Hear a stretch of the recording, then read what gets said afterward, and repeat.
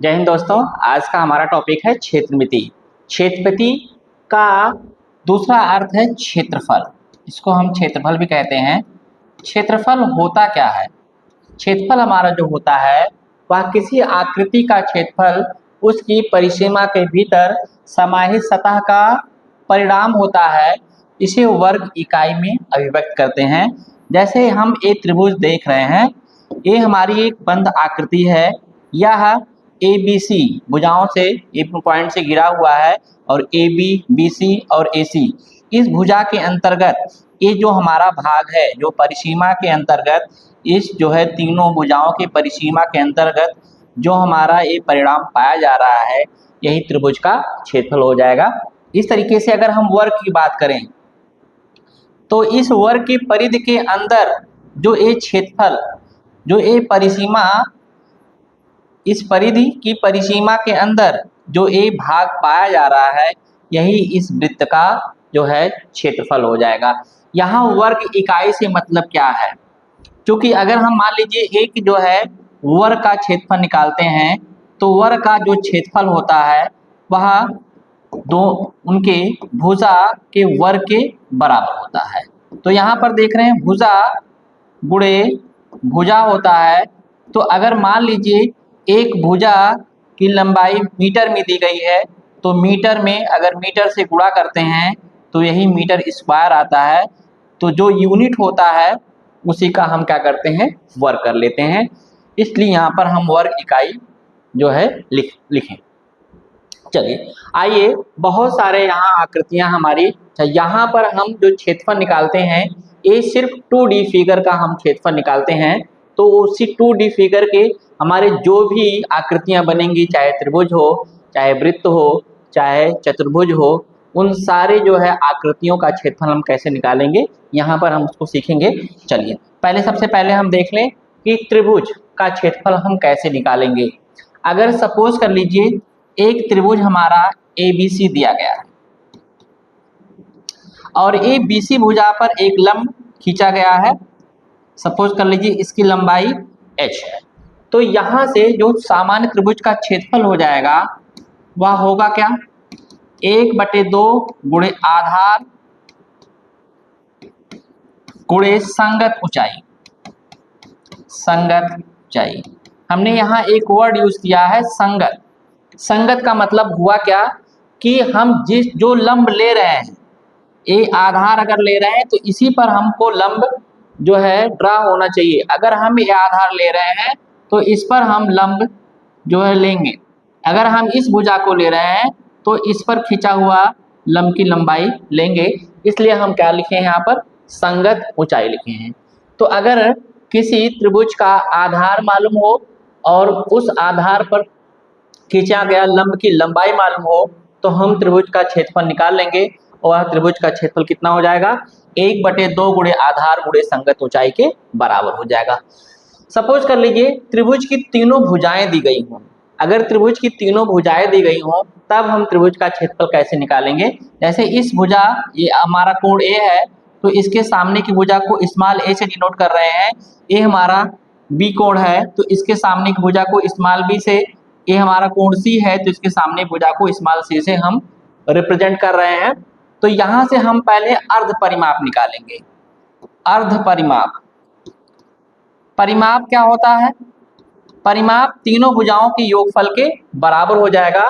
तो यहाँ से अर्ध परिमाप निकालेंगे तो a + b + c बटे 2 करेंगे और इसी को हम स्मॉल s से डिनोट करते हैं। तो यहाँ से हम त्रिभुज ABC का क्षेत्रफल निकाल सकते हैं।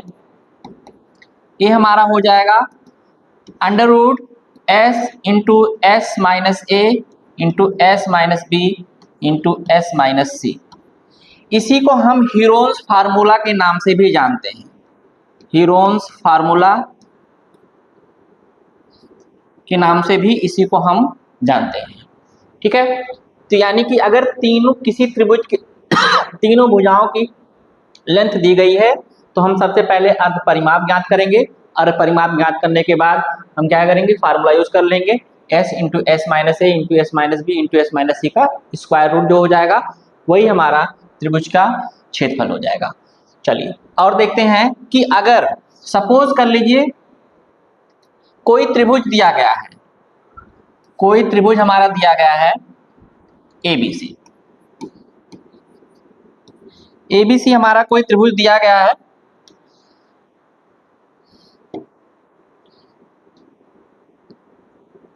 सपोज कर लीजिए इसकी लंबाई ए है, ये हमारा बी हो जाएगा, ये सी हो जाएगा। अगर एक कोण दिया गया है तो यहां से हम निकाल सकते हैं एरिया ऑफ त्रिभुज एबीसी। एबीसी जो हो जाएगा वह 1/2 गुणे बीसी इंटू साइन ए के बराबर हो जाएगा। दो कोण और एक भुजा दिया गया है, तो दो भुजा और एक कोण दिया गया है, तो हम त्रिभुज का क्षेत्रफल निकाल सकते हैं। हमको ध्यान ये रखना है कि जो भुजा दिया गया हो उसके बीच का कोण दिया गया हो। जैसे अगर हम इन दोनों भुजाओं को ले रहे हैं तो इनके बीच का कोण ए लेंगे। तो यहाँ पर दूसरा भी हम फार्मूला यूज कर सकते हैं, एरिया ऑफ त्रिभुज ए बी सी यही बराबर हो जाता है 1/2 गुणे ए सी साइन बी, और यही बराबर हो जाता है 1/2 गुणे ए बी साइन सी।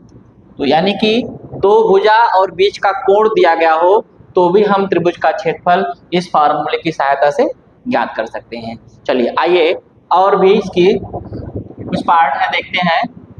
अगर समकोण त्रिभुज दिया गया है तो हम समकोण त्रिभुज का क्षेत्रफल कैसे ज्ञात करेंगे। समकोण त्रिभुज का क्षेत्रफल हम कैसे ज्ञात करेंगे।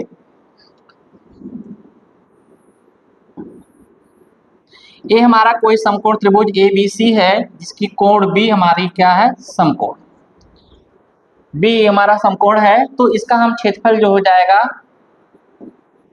वह 1/2 गुणे, ये हमारा आधार हो गया, ये लंब हो गया, आधार गुणे लंब के बराबर हो जाएगा।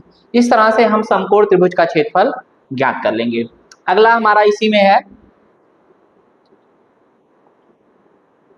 अगर समबाहु त्रिभुज दिया गया है तो समबाहु त्रिभुज का क्षेत्रफल हम कैसे ज्ञात करते हैं। समबाहु त्रिभुज का मतलब क्या होता है, ऐसा त्रिभुज जिसकी तीनों भुजाएं बराबर हो वह त्रिभुज हमारा समबाहु त्रिभुज होता है। तो इसकी तीनों भुजाएं बराबर हो, सपोज कर लीजिए इसकी लंबाई ए है, इसकी लंबाई ए है, इसकी लंबाई ए है। तो यहाँ पर हम लंब ड्रा कर रहे हैं, तो यहाँ जो समकोण त्रिभुज होता है, समबाहु त्रिभुज होता है, समबाहु त्रिभुज में सिर से डाला गया लंब सामने वाले भुजा को दो बराबर भागों में विभाजित करता है। तो अगर ये पूरी BC की लंबाई a है तो यहाँ से हम BD की लंबाई निकाल लेंगे। BD की लंबाई हमारी a/2 के बराबर हो जाएगी। और सपोज कर लीजिए जो डाला गया लंब है AD की लंबाई h है, तो देख रहे हैं यहाँ पर हमारा एक समकोण त्रिभुज मिल रहा है। समकोण त्रिभुज कौन सा मिल रहा है, ABD में। ABD में हम यहाँ से h की वैल्यू निकाल सकते हैं। अंत यहाँ से हमको मिलेगा AB का स्क्वायर बराबर हो जाएगा AD का स्क्वायर प्लस BD का स्क्वायर, पाइथागोरस प्रमेय से। पाइथागोरस प्रमेय, पाइथागोरस प्रमेय होता क्या है, कर्ण पर बने वर्ग का क्षेत्रफल, समकोण त्रिभुज में कर्ण पर बने वर्ग का क्षेत्रफल जो होता है शेष दोनों भुजाओं पर बने वर्गों के क्षेत्रफल के योगफल के बराबर होता है। लेकिन हम यूजुअली ऐसे कहते हैं जो कर्ण का वर्ग होता है शेष दोनों भुजाओं के वर्गों के योगफल के बराबर होता है। ठीक है, तो यहाँ से हम देख रहे हैं AD की जो AB की वैल्यू है वह a के बराबर है, a² बराबर हो जाएगा। AD को हमने h माना है, h² प्लस, और BD की वैल्यू देख रहे हैं यहाँ पर a/2 है, इसका स्क्वायर निकाल लिए।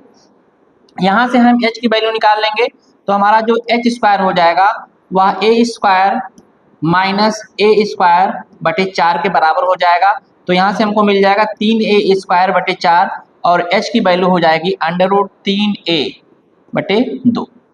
अभी इसके पहले हमने देखा है जो त्रिभुज का क्षेत्रफल होता है, त्रिभुज का क्षेत्रफल होता है वह 1/2 गुणे आधार गुणे ऊंचाई के बराबर होता है।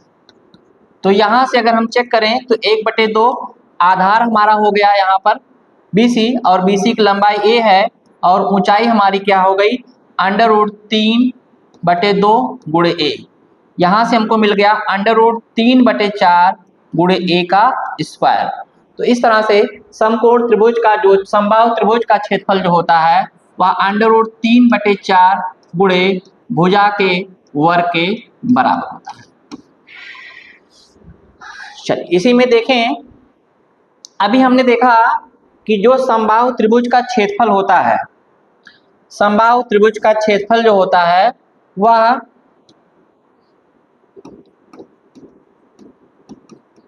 समबाहु त्रिभुज का क्षेत्रफल यह हमारा होता है √3/4 गुणे भुजा का वर्ग।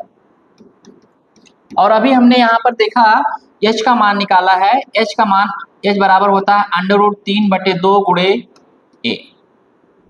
सपोज कर लीजिए यदि समबाहु त्रिभुज की ऊंचाई दी गई हो और तब क्षेत्रफल पूछे तो हम क्षेत्रफल कैसे निकालेंगे। यहाँ से हम a का मान निकाल लें, यहाँ से हमको a बराबर कितना मिल जाएगा 2h/√3। तो यहाँ से एरिया ऑफ समबाहु त्रिभुज कितना हो जाएगा √3/4 और यहाँ से a का मान हम उठाकर पुट कर रहे हैं, a का मान देखे हैं क्या मिला है 2h/√3 के बराबर मिला है। इसका स्क्वायर कर दे रहे हैं √3/4 गुणे 4h² गुणे √3। एक √3 से एक √3 कैंसिल हो गया, 4 से 4 कैंसिल हो गया, हमारा आ गया h² यदि किसी समबाहु त्रिभुज की ऊंचाई दी गई हो तब उसका जो क्षेत्रफल होता है वह h² के बराबर होता है। तो इस फार्मूले को भी हम याद रखेंगे। चलिए